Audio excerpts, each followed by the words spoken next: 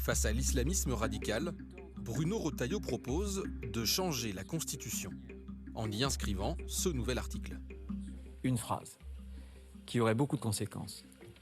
Nul ne peut se prévaloir de sa religion, de ses croyances, de ses origines, pour échapper à la règle commune. La cible, des islamistes radicaux qui cherchent à déroger aux règles dans les hôpitaux, les entreprises ou les écoles. Mais d'après Marine Le Pen, cette proposition vient directement de son parti.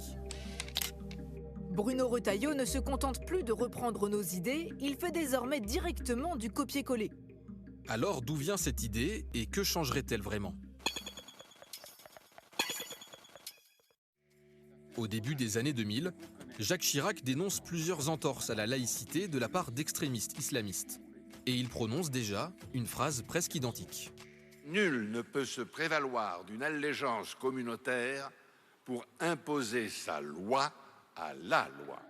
Un slogan repris quelques années plus tard par plusieurs députés UMP.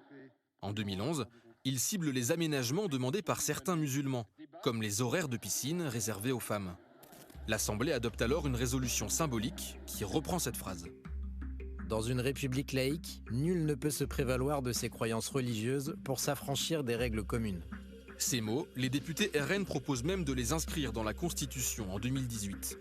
Une surenchère réitérée 2 ans plus tard par les sénateurs LR, menée justement par Bruno Retailleau.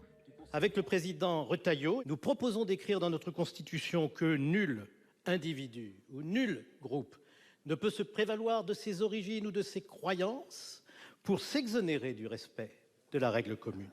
Cette proposition, à chaque fois présentée comme originale, ne cesse donc de revenir. Mais que changerait-elle vraiment ? En réalité, le principe existe déjà dans la Constitution, comme l'a expliqué le Conseil constitutionnel en 2004, en détaillant le sens de la laïcité française.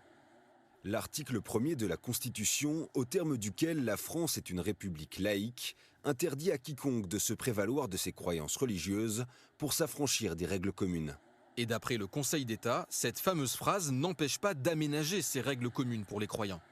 Dans une décision de 2020, la plus haute juridiction administrative a estimé que ce principe n'était pas un obstacle à la mise en place de menus sans viande dans les cantines scolaires pour les élèves musulmans. Il rappelle évidemment que nul ne peut exiger une adaptation des règles communes, ça c'est sûr et certain. En revanche, rien ne s'oppose à ce que l'administration aménage les règles communes pour permettre à des personnes d'appliquer les prescriptions de leur culte. C'est le cas qu'on connaît depuis toujours des aumôniers à l'armée, des aumôniers dans